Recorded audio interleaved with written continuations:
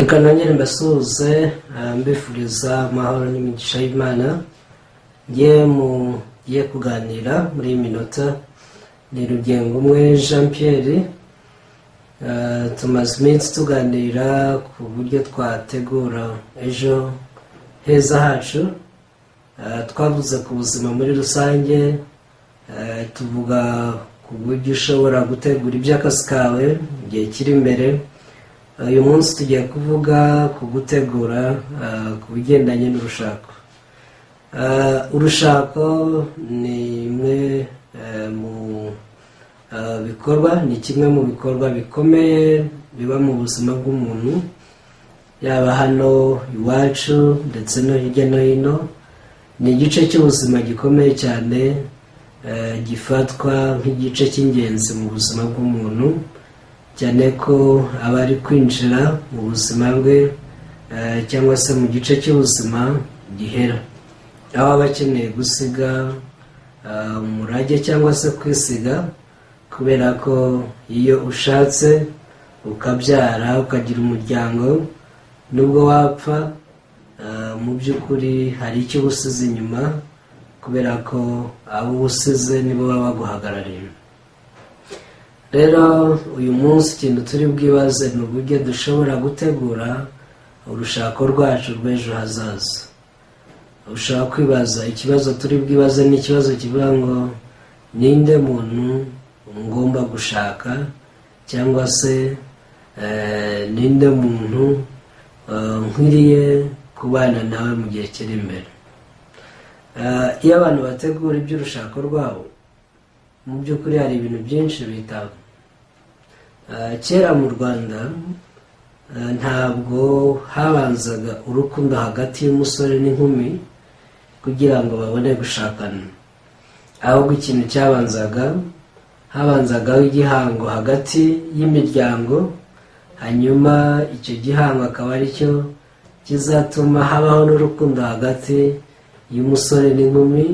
Nyuma y'urukundo bakabana, cyangwa se ntibagire n'igihe kinini cyo gukundana, ariko kuko imiryango yabo yabahuje, cyangwa se uwo twitaga umuranga kuko yabahuje, byarashobokaga ko umukobwa ashyingirwa mu muryango uyu n'uyu, hanyuma agatangira kubana n'umusore, bakagenda barushaho kumenyana no gukundana, ariko banabana, kandi imiryango ikagenda irushaho gutera imbere no kurushaho kunga ubumwe binyuze muri urwo rushako. Gusa muri iki gihe bitandukanye na kera, abantu benshi ntabwo ubwo buryo babwemera, nta nubwo babukunda, cyane cyane ababyiruka. Ahubwo baba bashaka ko umuntu yirambagiriza, cyangwa se akarambagizwa n'uzamushaka, yamara kubona ko bakundanye bagashakana. Ntabwo dushobora guhita twemeza ko ari byo byiza cyangwa ko ari byo bibi, byose biterwa n'impamvu. Ariko icyo nababwira ni uko isi irushaho kugenda itera imbere, uko iterambere rigenda rirushaho kuba mu bihugu, ni nako umwanya wo kubana, umwanya wo kumenyana, umwanya wo kubana nk'abantu bashakanye ugenda ugorana, bigatuma habaho gutandukana kwinshi mu ngo nyinshi. Iyo urebye aho ikigero cyo gutandukana kigenda kigera, cyane cyane mu gihugu cyacu nko mu Rwanda, ubona ko gutandukana cyangwa gusenyuka kw'ingo kugenda kurushaho kwiyongera, yewe n'amakimbirane, bamwe bakaba banicana, mu by'ukuri atari uko batakundanye cyangwa se hari undi wabahuje. Usanga umuntu ahura, umusore agahura n'inkumi bagakundana, hanyuma bamara gukundana bakemerana kubana. Mu gihe rero barimo kubana, ikintu gitangaje nubwo habanje urukundo, hakabaho gushakana, biza kuvamo urwango cyangwa se kwangana mu mitima yabo. Mu by'ukuri batanapfuye wenda ikintu kinini, ariko ugasanga igihe hatavuyemo wenda gutandukana, ibyo twita divorce, ugasanga bamwe baranicanye. Ibyo ni ibintu bigenda bigaragara hirya no hino binabaho cyane cyane. Rero dushaka kwibaza ngo ese ibi biterwa n'iki ko abantu bagikundana nta wigeze apanga mu by'ukuri gushaka muri ubwo buryo kubaka urugo ruzahita rusenyuka? Uyu munsi rero icyo nshaka ko tuganiraho ni ukurebera hamwe ese ibintu nk'ibi biba gute, n'iki kibitera, ese twabyirinda gute, twabirwanya gute, twabigabanya gute. Ngira ngo wenda mujya musoma mugakora n'ubushakashatsi, ariko nk'iyo urebye nk'urugero nko mu Rwanda usanga ko ingo zisenyuka zigenda zirushaho kwiyongera, cyane cyane nko muri 2018 raporo yatanzwe igaragaza uburyo ingo zisenyuka, igaragaza ko hagati ya 2017 2018 gukomeza, uko imyaka yagiye ihita niko n'ingo zisenyuka cyangwa se imanza zigera mu nkiko ziburana ibyagatanya ariko zirushaho kwiyongera no kwikuba cyane, ku buryo zikubye kugera ku kigero cy'1,900 ugereranije na mbere uko byari bimeze. Izi manza rero zose ziterwa n'iki? Nuko urushako ruba rwanze. Rero mu gihe dutegura ejo hazaza hacu tugomba no kwita ku iki kintu cy'urushako. Rero njya nkunda kubwira urubyiruko cyangwa se abitegura kubaho ubuzima bw'urushako. Ntabwo maze igihe kinini nshatse, ariko nkora uyu mwuga wo kugira abantu inama, mpura n'abantu kenshi nganira nabo. Njye nashatse mu mwaka wa 2018, ubu ngubu hagiye gushira imyaka 3. Nashatse mu kwa mbere, mfite umwana umwe n'umugore umwe. Njye uburyo nashatse nakoresheje uburyo bwa kera, nagize umuranga. Wenda wowe ukurikiye ushobora kuba utabikunda ibyo kurangirwa, ariko nubwo utabona umuranga cyangwa se nubwo wamubona, hari ibintu by'ingenzi ukwiriye kwitaho. Ugomba kwibaza ninde muntu nkeneye gushaka cyangwa se ninde muntu dukwiriye kubana. Kubera ko iyo umuntu atitaye kuri ibi bintu, ubundi kuba wagira umuranga ni ikintu cyiza. Ni ikintu cyiza warangirwa wenda na nyogosenge, warangirwa nande, kera numvaga ko nyirasenge w'umuntu ari ugira uruhare muri ibi bintu mu Rwanda, ariko ubu ngubu murabiswa n'imiryango myinshi yacitse, hari abadafite ba nyirasenge. Gusa nubwo utamugira, umuntu wese ufata nk'umubyeyi aramutse akubereye umuranga byaba byiza. Nubwo atakubera umuranga ariko ntabwo ukwiriye kuba ishingiro ry'urushako rwawe. Abantu benshi bashaka kugira ngo bakemure ibibazo bimwe na bimwe, bigatuma ari bo baba ishingiro ry'urushako. Ariko iyo uhindutse ishingiro ry'urushako rwawe, mu by'ukuri bituma utitahura wowe ubwawe, kandi ingaruka zo kutimenya cyangwa se ingaruka zo mutima wo kumva ko ari wowe shingiro ry'ibintu byose, yewe n'urushako rwawe, mu by'ukuri usanga zitandukana cyane n'umuntu watekereje ko ishingiro ry'urushako rwe ari undi. Icyo nshaka kuvuga ni iki?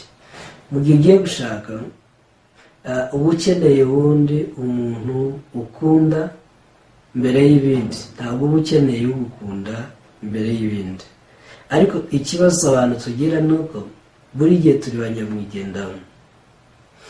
Iyo uhindutse ishingiro ry'urushako rwawe, ushaka uzagukunda, ushaka uzagufasha, wenda bigatuma mukora cyane mugatera imbere, uzagira gutya na gutya, ibyo byose mu by'ukuri nabyo ni ukuri, ariko bigomba kuza ku mwanya wa kabiri. Iyo bitagenze gutyo usanga umuntu abaho yitekerezaho gusa, nyamara hari ikintu uba ugomba gutahura, ntabwo buri gihe ibyo utekereza aba ari ukuri.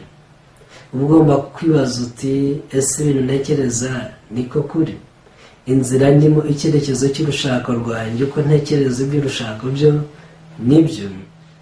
Ukumva ko igihe cyose ushobora kwibeshya, n'icyo gihe ushobora no gutegura cyangwa gushushanya iby'urushako neza.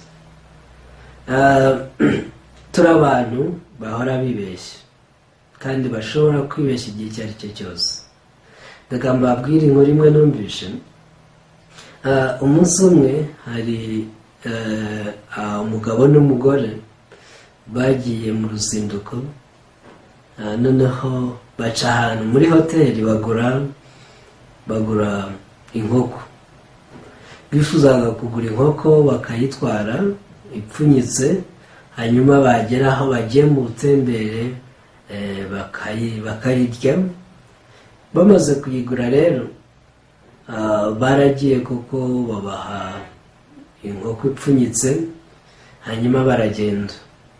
Ubwo bagendaga rero binjiye mu modoka, bashyira ikarito ya ya nkoko bari bapfunyitsemo inkoko nyine mu modoka, baragenda. Noneho bageze aho bari bagereye barafungura ngo birire inkoko. Mu gihe rero bari barimo bafungura, basanze muri ya karito ipfunyitse yanditse inkoko atari inkoko irimo. Uti niki cyari kirimo? Bagipfundura basanze nyiri hoteli amafaranga yari yakoreye mu ijoro ryakeye yose yari yashyize muri iyo karito arapfundikira. Noneho watanze inkoko agira ngo atanze inkoko, kandi n'iya karito y'amafaranga ateruye ayahereza umukiriya. Ako kanya rero bakibibona kuri hoteli naho bari bamaze guhamagara polisi, bavuga bati ye bawe amafaranga kayabo yose wa muntu arayatwaye, gusa arayagarura koko. Cyari ikibazo kibakomereye cyane ko yari amafaranga menshi cyane. Rero bahise bahamagara abanyamakuru bababwira ibyabaye kugira ngo abo bantu bashakishwe barebe ko babagarurira amafaranga yabo. Nyiri hoteli yagiye kubona abona ba bantu baragarutse, ba mugabo n'umugore. Uwo mugabo n'umugore bakihagera basanga abanyamakuru bahageze, inkuru yabaye kimomo. Barangije icyakozwe n'iki? Icyakozwe ni uko bakibona uyu mugabo n'umugore bagaruye amafaranga barishimye cyane. Baravuga bati muri abantu beza cyane. Yewe baravuga bati rwose dore haraje n'abanyamakuru bari gutaha inkuru mbi, ariko mureke babafate amafoto babashyire mu binyamakuru bavuga ubwiza bwanyu. Ariko wa mugabo n'umugore bahise babihakana, baravuga bati reka mutubabarire rwose ntabwo tubishaka, ibi rwose ntimuzabishyire no mu itangazamakuru. Noneho baribaza bati kubera iki udashaka ko bijyamo, kandi mwakoze igikorwa gikomeye cyane muri abantu beza bene aka kageni. Abonye ko bakomeje gutsimbarara bashaka kumushyira mu binyamakuru n'uwo mugore n'amafoto, yahise yegera wa mugabo aramusobanurira ati rwose ntabwo ndi umuntu mwiza habe na gatoya, ntimunshyire mu itangazamakuru kubera ko uyu mugore nasohokanye so wanjye. Abantu bose barikanze bavuga bati kumbi waciye umugore wawe inyuma, ariko uzanye amafaranga angana gutya urayagarura. Ikitumye mbabwira iki ni iki: turi abantu bibeshya igihe cyose. Bari bamwibeshyeho kubera icyiza akoze kimwe, bavuga bati uyu muntu ni umuntu mwiza, nta wundi muntu wagarura amafaranga angana gutya. Ariko nubwo yari akoze icyiza kimwe, mu by'ukuri cyari giherekejwe n'ikibi. Niyo mpamvu umuntu muri we ntago agira gutungana nyako. Niyo mpamvu rero mu gihe dutegura iby'ubuzima bwacu bw'ejo hazaza, ninde muntu dukeneye mu by'ukuri? Umuntu tuba dukeneye ni umuntu w'umutima. Nimvuga umuntu w'umutima, murabizi ko n'ubundi twakomeje kuvuga ku mutima cyane. Umuntu w'umutima bishatse kuvuga iki? Sinzi nimba muzi umwami Salomo. Umwami Salomo ni umuhanga mu mitekerereze wakunze kuvuga amagambo akomeye cyane. Mu Migani igice cya 14 umurongo wa mbere hari aho yavuze ngo umugore w'umutima yubaka urugo. Umugore w'umutima yubaka urugo. Ariko bivuze ubwo n'umugabo, ushaka kuvuga umugabo cyangwa se umugore. Salomo avuga gutya, icyo ashaka kuvuga ni iki? Ushaka kuvuga umuntu uzi imibereho y'umutima, umuntu uzi gushushanya ubuzima bwe neza bw'ejo hazaza, ashobora kubaka urugo. Ariko ku rundi ruhande utabizi ararusenya. Kubera iki? Imibereho y'umutima ni ikintu kigari cyane. Niyo mpamvu twagiye tugereranya ibyo turi kwiga nko gukora igishushanyo mbonera cy'ubuzima bwacu, yaba ubuzima bugendanye n'urushako, yaba ubuzima bugendanye n'akazi, yaba ubuzima muri rusange tuzabaho, n'ubuzima dukeneye gushushanya neza tukabugirira inyigo nyayo kugira ngo bubashe kuba bwiza. Iyo umuntu adafite uyu mutima, ahubwo akagira umutima mu by'ukuri wumva ko ari we shingiro ry'ibintu byose, umutima wumva ko ari we munyakuri, icyo bimuzanira ni iki? Icya mbere, iyo umuntu abana n'uyu mutima wo kumva ko ari umunyakuri, bigabanya ubushobozi bwe bwo gutekereza. Kuko icyo atekereje cyose ahita yumva ko ari cyo. Ibyo rero bimugeza ku kindi kintu kimwe, ari cyo cyo kubaho yigunze, kubera ko burya aba yumva ko ari uri mukuri, ntabwo ashobora guhuza n'uwo bashakanye. Uko kwigunga rero nako kugira ingaruka nyinshi. Uyu muntu agira imyumvire ifunganye, kubera ko buri gihe nimba adatekereza byimbitse, ahora ku gitekerezo cy'urwego rwa mbere, ntabwo ajya atekereza kabiri cyangwa gatatu. Kandi iyo bigenze gutyo, urumva imyumvire ye ifunganye, bituma imirebere ye nayo mu by'ukuri ihora iri mu ruhande rumwe, ahora areba ku ruhande rumwe gusa. Ibi nibyo bituma adashobora gusabana n'uwo bashakanye n'abandi bantu muri rusange, ariko kuri ubu turi kuvuga ku by'urushako.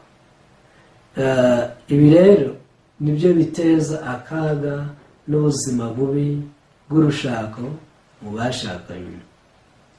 Kubera ko umuntu ubaho ku ntera y'igitekerezo cya mbere, ahora atekereza ko ari mukuri, niyo mpamvu icyo gitekerezo ari cyo akurikira, bikagabanya ubushobozi bwe bwo kwiyumvira no gutekereza ku rundi ruhande. Mu gihe rero agumye muri uwo mwanya w'icyo gitekerezo, nta bindi bimuzanira keretse kwangiza ubuzima bwe, atari ubwe gusa ahubwo n'ubw'abantu. Reka mbabwire indi nkuru y'abantu bameze gutya. Nigeze kumva ikintu cyabayeho, cyabaye muri Koreya, nta nubwo ari kera. Iki kintu cyabaye ni iki? Umugabo umwe yagiye mu kabari, aranywa rwose arahaga. Amaze guhaga yumva kamugezemo, arabwira ati reka nshake taxi inyure kuko sinabasha kugeza mu rugo. Ahamagara taxi voiture, avugana n'umushoferi amubwira ati wanjye naha akira mwishyure kuko ndumva ntameze neza, hanyuma unjyane ngeze. Amwishyura iki? $10. Amaze kuyamwishyura, baragiye koko batangira urugendo. Ariko wa mushoferi agezeyo, yahagaritse imodoka ku muryango, agiye kureba wa mugabo asanga yasinziriye. Aho yasinziriye aramukangura avuga ati wa mugabo we, kanguka dore twagezeyo, kanguka unyishyure. Umugabo akangutse yibuka ko yari yamwishyuye bagihaguruka. Umugabo ati ariko nakwishyuye $10. Umusore wari utwaye iyo taxi aravuga ati ntabwo wanyishyuye. Nyishyura dore mugejeje aho ugomba kujya. Bagiye impaka rero, umusore ahita yatsa imodoka ati nimba wanze kunyishyura ndakujyana kuri polisi.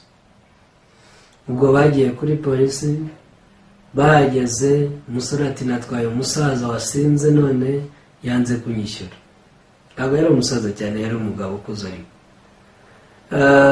Umusaza ati wapi nakwishyuye $10 mbere yuko duhaguruka. Ati rero ntumfate nk'igicucu kubera ko nasinze. Abapolisi barebaga umusore ni muzima, ntiyanyoye, ariko uwo mugabo yasinze. Umupolisi rero yabuyobewe ukuri, aho ati rero wa mugabo we, nimba wanishyuye nta kibyemeza, ishyura $10 si urugo, hanyuma witahire. Umugabo yari usaje aravuga ati nkawe uri umupolisi iki, ni gute wabangamira ku ruhande rumwe uyu muntu namwishyuye none kumuhotera nawe ukavuga ngo nongere mwishyure kabiri. Aranga, yanga kwishyura. Bakomeza bajya impaka, umugabo aranga aratsimbarara.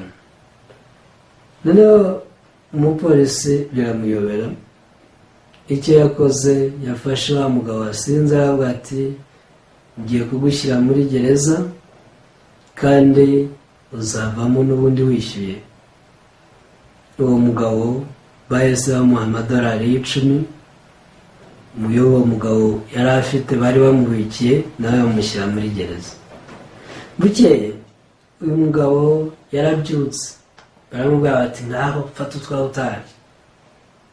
Arasohoka, ageze hanze aragenda, yari asigaye aragenda aguramo ijerekani ya esanse, agaruka kuri polisi. Arahamagara ati mba atafande sohoka nsaba imbabazi. Ati sindagusaba imbabazi zeki. Ati ngwino nsaba imbabazi. Ntabwo uwo mupolisi yamuvugishije, ariko yari yibereye mu biro, basa n'abamwihoreye. Akomeza gusakuza ati nutansaba imbabazi njye nahita nitwika. Icyabayeho ni iki rero, kuko yari yazanye esanse ariko ko batabimenye, bibereye mu nzu bagira ngo arakina, bashidutse yishumitse ari gushya. Uko niko baje batabara, bagerageza kumuzimya, ariko arangirika cyane bikomeye. Bamujyana mu bitaro yahiye umubiri wose, anuka bibi cyane. Yatangiye kuborera mu bitaro, abana be baraza bamureba bakarira, umugore we yahagera akarira cyane. Bakoresha amafaranga menshi bagerageza kumuvura, biragorana cyane. Abantu bose rero basuye umugabo baravuga bati rwose ihangane, ubu koko wari wishyuye $10 yawe 10, uyu mugabo ni umugome kubera iki yakugize gutya, yatumye ibi byose bibaho. Ariko hari umuntu umwe wahageze utekereza bitandukanye nabo, acyawe uyu mugabo cyane. Nubwo ese wa mugabo we, kubera iki udatekereza? $10 niyo yatumye wishyira mu kaga, ushyira mu kaga umugore wawe, ushyira mu kaga abana bawe. Reba amarira wateje umuryango wawe, agahinda wateje mu nshuti zawe. Ati ibi byose byatewe n'iki? Nuko ubana n'igitekerezo cy'umujyi umwe gusa. Ati ukuri kwawe iyo uza kurekura ukamuha $10, ntabwo ayo uri gutakaza hano mu bitaro yari kugenda, ntuba washyize mu kaga umuryango wawe, nawe ubu ngubu uba utekanye. Ikintu ndi kubabwira iki ni ukugira ngo mwumve ko ntabwo buri gihe ibyo dutekereza ariko kuri, kandi nubwo byaba ari ukuri, hashobora kuba igitekerezo kibirusha ubuziranenge. Niyo mpamvu mu buzima bw'urushako naho umuntu uba ukeneye kubana nawe, umuntu uba ukeneye kuzabana nawe ubuzima bwawe bwose, ni umuntu uzi imibereho y'umutima, ni umuntu utari ishingiro ry'ubuzima bwe, wenda yumve ko agiye gushaka kugira ngo asoze ibyo yifuza kugeraho gusa, cyangwa abone umukunda, kubera ko ikintu cya mbere tuba dukeneye ni ukubona aho dushyira urukundo twebwe mbere y'ibindi. Iryo ni ryo ryakabaye ishingiro cyangwa se imitekerereze y'urushako. Nagira ngo rero mbabwire ko mu gihe dutegura iby'urushako rwacu, ni ukuri iki kintu cy'umutima tugomba kucyitaho cyane, kubera ko ibintu abantu bapfa ntabwo ari ibintu bikomeye cyane. Iyo ugiye kureba ibyo nababwiye byose by'imanza zijya mu nkiko n'iki, bitangira bapfa utuntu duto cyane, utuntu tworoheje. Mwari muzi ko hari abapfa kutareba ibintu kimwe. Ubundi uburyo umutima w'igitsina gore n'umutima w'igitsina gabo bimeze, dushaka kuvuga ko bitandukanye. Dufashe nk'urugero, nimba umutima w'umugore wenda ari uruziga, urugero, uw'umugabo ushobora kuba ari nka mpande eshatu. Ufashe aya mashusho yombi ukayashyira hamwe, uhita ubona ko nibyo kuko muri mpande eshatu ushobora kubonamo uruziga, nk'uko mu ruziga ushobora gushyiramo mpande eshatu, ariko hagenda hasigara utuntu dutandukanye aho mpande eshatu itandukaniraho n'uruziga, n'aho uruziga rutandukana na mpande eshatu. Iri tandukaniro hagati y'umugabo cyangwa se imitekerereze y'umugabo n'iy'umugore ntabwo byagakwiriye kuba impamvu wenda yo gushwana cyangwa se kurwana cyangwa gutandukana. Iyo abantu bazi imibereho y'umutima, ahubwo bihinduka impamvu yo kubana neza no kubona aho noneho ugira umumaro. Iyo wemeye ko utandukanye n'umugore wawe mu mitekerereze wenda cyangwa se mu myumvire runaka, mu kintu kimwe cyangwa ikindi, biroroha cyane no gufatanya aho hantu. Umwe afite intege nke, ufite imbaraga zikaza zikahuzuza. Aho umugabo afite intege nke, umugore afite imbaraga zikaza zikahuzuza. Ibi rero uku gutandukana guhinduka imbarutso cyangwa se guhinduka umusemburo wo gukomeza ubuzima bw'urushako, ariko ku bantu benshi bihinduka imbarutso yo gutandukana no gushwana.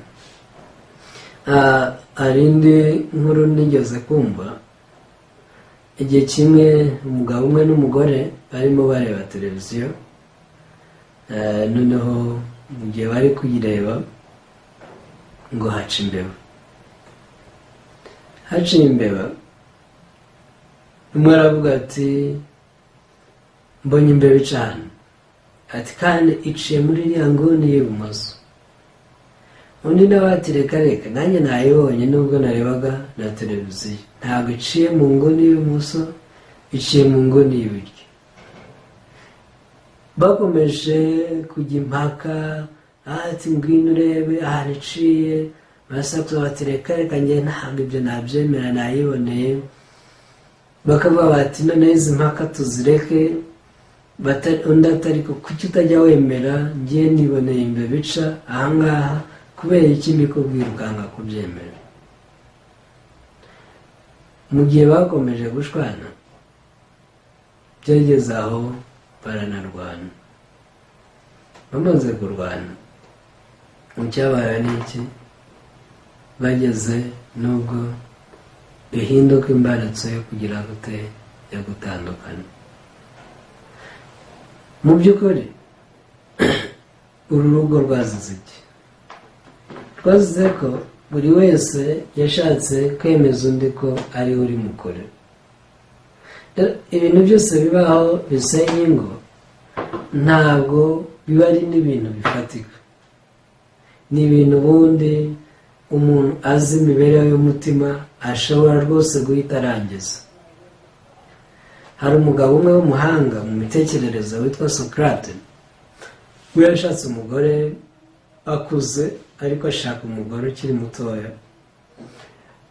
Noneho uwo mugore ntabwo babashije guhuza neza kubera ko Socrate yari umufilosofi ahora mu bintu byo gutekereza ibintu bihambaye. Umugore sinzi nimba yarabonaga ko atamwitayeho, rimwe na rimwe yajyaga amusukaho n'amazi ashyushye ubundi akamusakuriza cyane ku buryo abantu bavuga bati se uyu mugore muzabana kugeza ryari? Ariko Socrate ikintu yavuze kiratangaje. Umusore umwe yaramubaje ati se gushaka ni byiza cyangwa kudashaka ni byo byiza? Socrate rero yaramwitegereje aravuga ati ubundi umugore kumushaka ni byiza, yakubera mwiza cyangwa se yakubera mubi nk'uko bamwe babitekereza. Aravuga ati umugore mwiza yakubereye mwiza guhindura umusizi, ariko nubwo yakubera mubi nta kibazo kubera ko akugira umuhanga mu mitekerereze nanjye. Iki gihe rero icyo ashatse kuvuga ni uko birashoboka kubana n'umuntu kandi mukabana neza atari uko muhuje mu myumvire 100%, ahubwo kubera ko uzi isi y'umutima cyangwa se uzi imibereho y'umutima. Kubera ko nk'uko nabibabwiye ibibazo bituma abantu batandukana bitangira ari utuntu tworoheje. Birumvikana ahanini ikintu cya mbere gituma ingo zisenyuka ni ibibazo by'amafaranga cyangwa se amikoro, kuba wenda batahuza ku by'amafaranga se cyangwa se kuba hari n'ubukene. Hari n'abacana inyuma, icyo ni icya kabiri gishobora gutuma wenda mu rushako rwawe uzagira ugomba icyo kintu nacyo kugitekerezaho mbere, ukamenya ko umuntu ugiye gushaka n'umuntu ugomba gukunda, ntabwo ari wowe ugomba kwishyira imbere y'ibintu byose.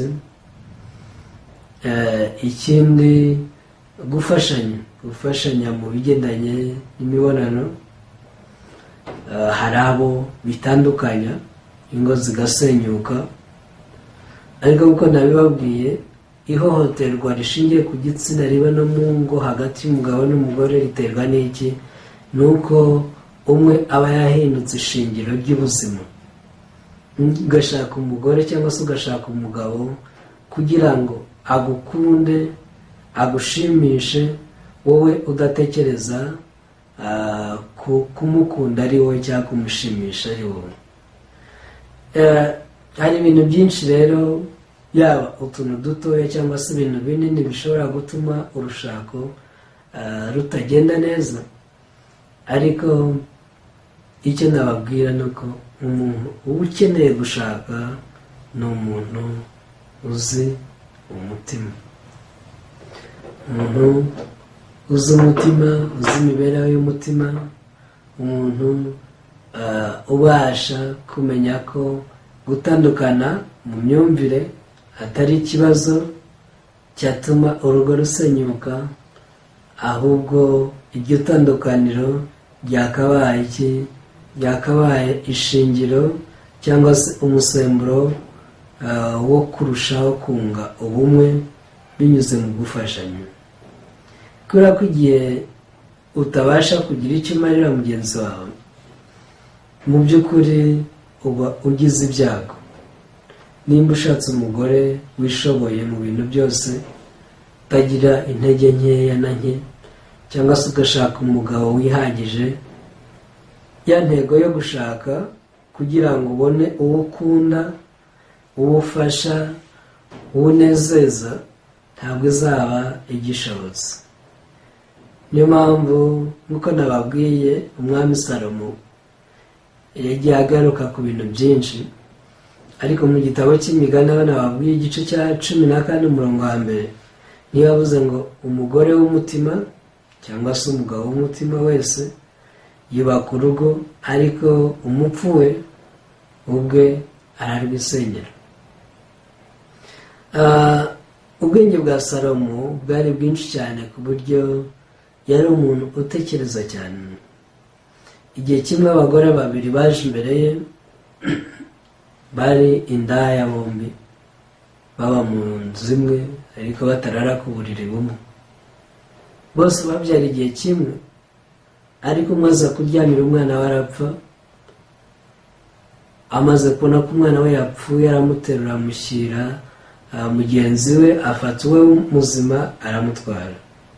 Ikibazo rero bukeye cyaramenyekanye, barashwana bagera aho ikibazo cyabo kigera hehe, kigera ku mwami. Icyo umwami Salomo yakoze ni iki? Buri wese aravuga ati uyu mwana muzima ni uwanjye, n'undi nawe akavuga ati umwana muzima niwe wanjye, uwapfuye niwe wawe. Byaje guhinduka ikibazo gikomeye cyane, kubera ko nta n'umwe wabashaga kurekura ukuri kwe yaba ari mukuri cyangwa atari mukuri. Salomo yaravuze ati none nimunzanire inkota, uwo mwana muzima mubagabanye. Abagaragu barihuta bazana inkota, bafata akana barakanaganika bagiye kugasatura. Muri abo bagore babiri umwe yahise avuza induru, arahaguruka araza abwira umwami ati rwose mwami mbabarira nakubeshye, mwikwica umwana w'abandi, mumumuhe, uwo mwana ni uwe.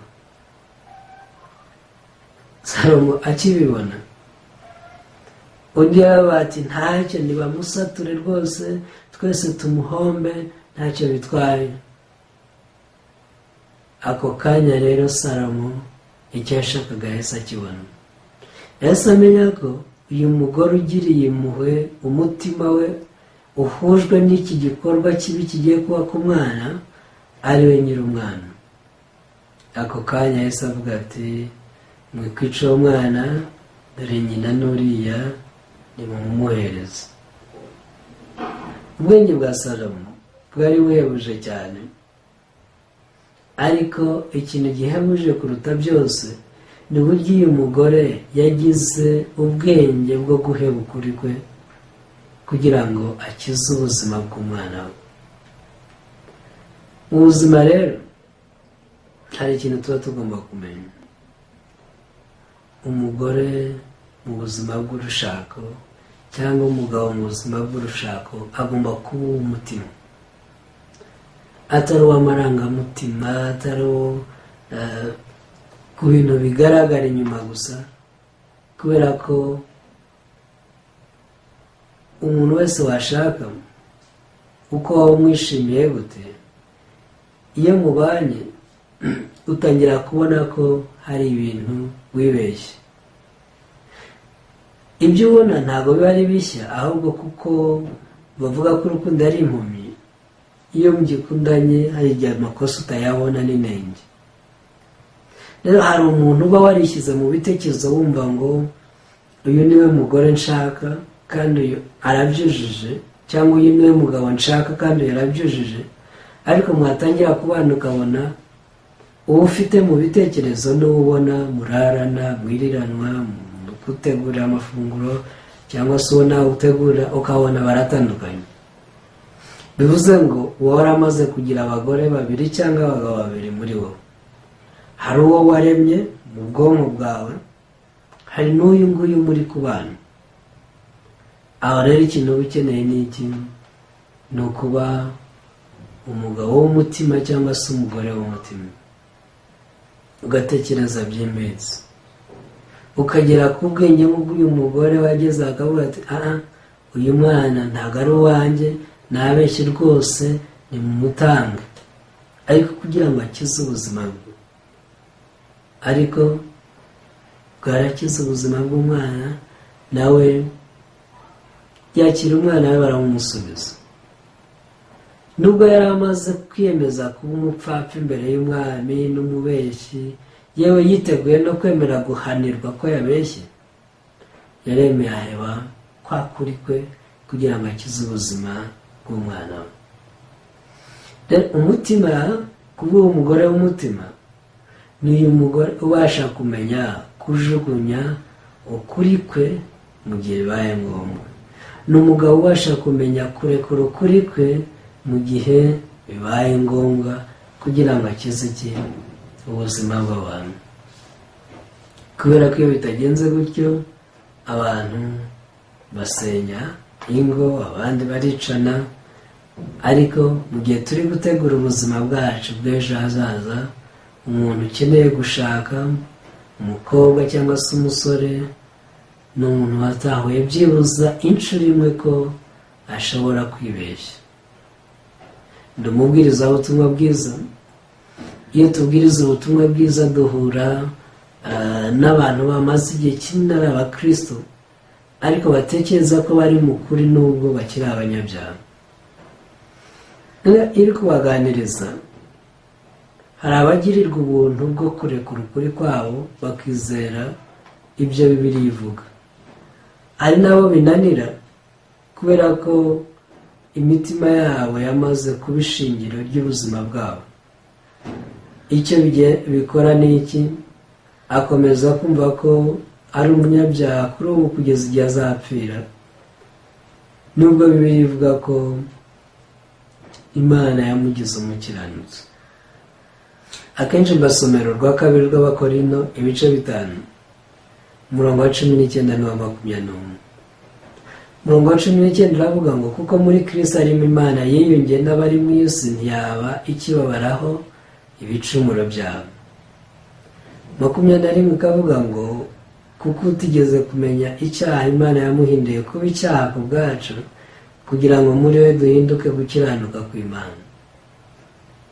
Ibitekerezo bye biba bimubwira ko ari umunyabyaha kubera ko akora ibyaha, kubera ko acumura, kubera ko yibonaho ibibi. Ariko Bibiliya ikavuga ngo Imana yamubabariye ibyaha byose muri Kristo yiyunze nawe. Yewe ntabwo yiyunze nawe ngo ye kumubaraho ibyaha gusa, ahubwo yanamuhaye gukiranuka kw'Imana. Kubera ko utigeze kumenya icyaha Imana yamuhinduye kuba icyaha kubwe kugira ngo muri we ahinduke gukiranuka kw'Imana. Iyo umuntu agize amahirwe yo gutekereza byimbitse, aravuga ati se ko Bibiliya ivuga ko Imana yambabariye ibyaha ikangira umukiranutsi kubera Yesu Kristo utigeze kumenya icyaha ariko ikamuhindura icyaha agapfa, kubera iki nsimbarara ku kuri kwanjye? Kubera ko nabonye ndi mubi. Kuba uri mubi si ikibazo. Uri mubi kubera ko wavukanye imbuto y'ikibi muri wowe, kubera ko wavutse kuri Adamu, ukomoka kuri Adamu. Ariko nurenga icyo gitekerezo nibwo uzabona ko ni nacyo cyateye Imana kohereza Yesu kugira ngo apfire ibyaha byawe, kubera ko ibihembo by'ibyaha ari urupfu. Itegeko rivuga ko ku Mana igihembo cy'ibyaha cyose ari urupfu. Nimba rero Kristo yarasohoje ibyo amategeko asaba, urwo rupfu akarwishyura, ntabwo Imana yahanira abantu ibintu byamaze guhanirwa. Niyo mpamvu ivuga ko umuntu ari umukiranutsi, ahubwo icyo yamuhaye ni ugukiranuka kwayo. Ubu arakiranuka rwose, yera nk'uko Kristo yera, kubera ko Kristo yamuhaye ingurane, amuha gukiranuka kwe, we afata icyaha cye aranagihanirwa, arapfa. No mu buzima bw'urushaka nuko bigenda. Ababashije kugera kuri iki kigero cyo kurekura ukuri kwabo, bahita babona ko ibyo babonaga nk'impamvu yo kushwana ahubwo ari impamvu yo kugira ngo imbaraga n'urukundo bishyirwe hamwe bikore izindi mbaraga zituma babana mu buryo bukomeye. Iyo mutabashije gukora ibi, muba mukeneye ubafasha. Niyo mpamvu umuranga ni ingenzi kubabyemera. Iyo umufite biba ari byiza cyane, kuko ntabwo ari wowe ishingiro ry'ubuzima bwawe bw'urushako. Ariko ku muntu wabaye ishingiro ry'ubuzima bwe bw'urushako, inshuro nyinshi yaguyemo ibi bitekerezo bye bimubwira ko ari umunyakuri, nta nubwo yibuka kugisha inama, abaho yibwira ko ari buri mukuri. Iyo rero umugore n'umugabo bose bavuze ko bari mukuri, birangira bari kugongana. Iryo tungana, iryo hangana, uko kutaganira, uko kubwirana amagambo gusa mabi y'ikigejuru, nta mutima ubirimo, nibyo bizana gushwana, abantu ugasanga baratandukanye. Niringiye ko mwebwe batarashaka mukuri iki kiganiro, abasore, inkumi, mwatekereza byimbitse, ntimubishingiro ry'urushako rwanyu, ahubwo mukemera ko igihe cyose ushobora kwibeshya, kandi kuba watandukana n'undi mu myumvire atari impamvu yo gushwana, ahubwo ari impamvu yo kurushaho kunga ubumwe, nicyo gushaka bivuze. Ikindi, mukareka kubana n'abagore babiri cyangwa abagabo babiri, kuko iyo hari umuntu wishyize mu mutwe wakoze uko ushaka muri wowe, ukabona atandukanye n'uwo muri kubana, mu by'ukuri uba ugomba kujugunya wa wundi wo mu bitekerezo, ukabana n'uyu nguyu mubana mu buzima bwa buri munsi. Ndabashimiye rero, reka tuzasubire ubutaha Imana nitugire ubuntu bwo kongera kuganira. Murakoze, murakarama.